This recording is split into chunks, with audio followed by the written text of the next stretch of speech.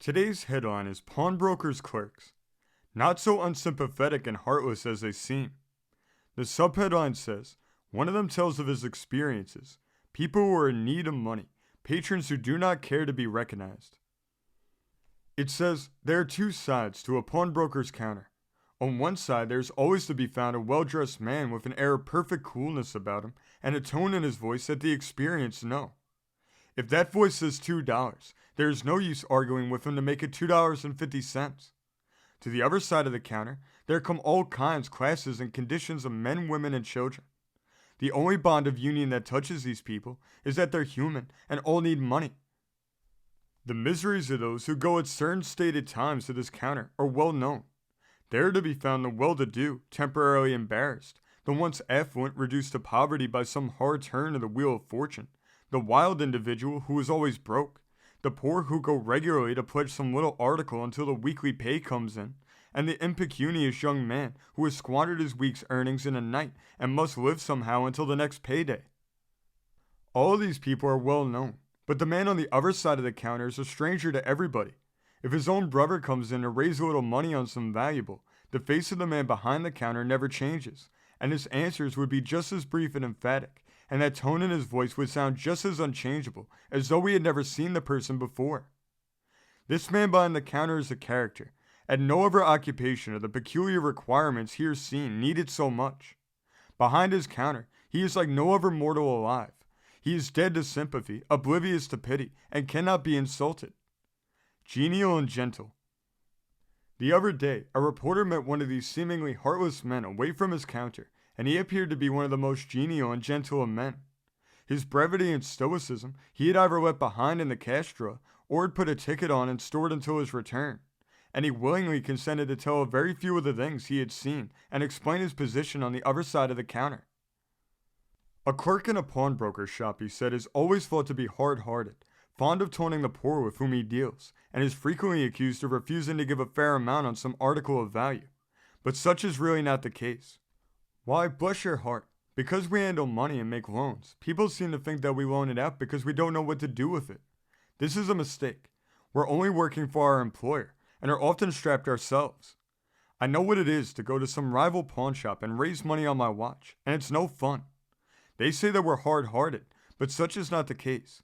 I often get blue at seeing so much misery about me, and when some young fellow comes in with the signs of dissipation about him and offers for a loan a watch, which by the inscription is a gift from his mother, I would, if I dared, try to help him, but I cannot.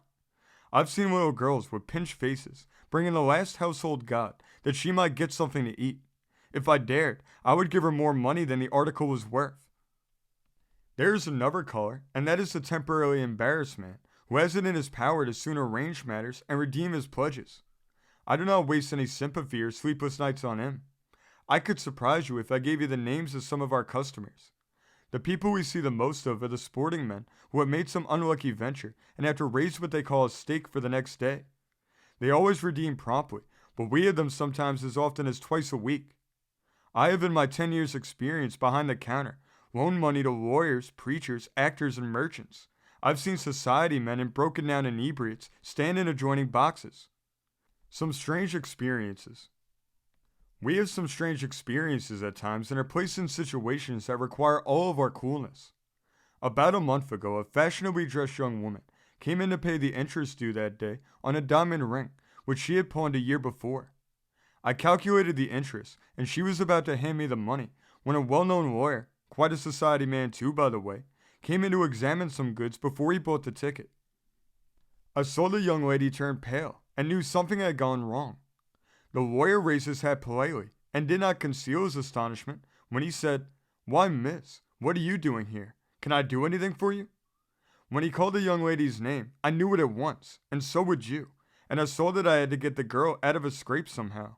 So I just called her familiarly by her name, which I had heard the lawyer use for the first time, for people rarely give their real names when they pledge articles, and asked her to step into the private office, and I would show her the goods she had asked about.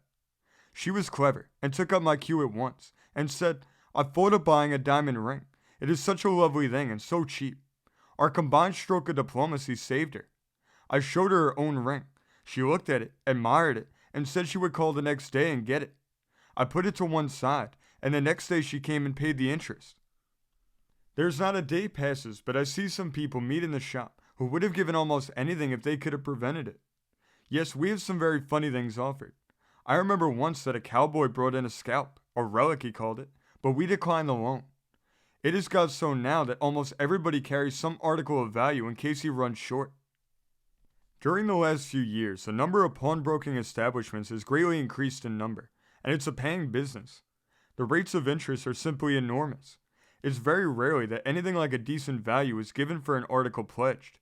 It seems to be an unwritten law that 1/4 of the actual value of any pledge is all that anyone will offer, and in cases where the pledge is not redeemed, the pawnbrokers sell the article for its value and obtain a handsome return. This article originally came from the New York World. This story came from the great state of Illinois, being reported in the Illinois Daily Courier of September 8th, 1888. Thank you for joining us today.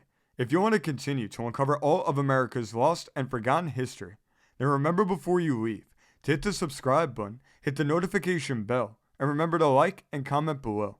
And we will see you next time on Americana Archives.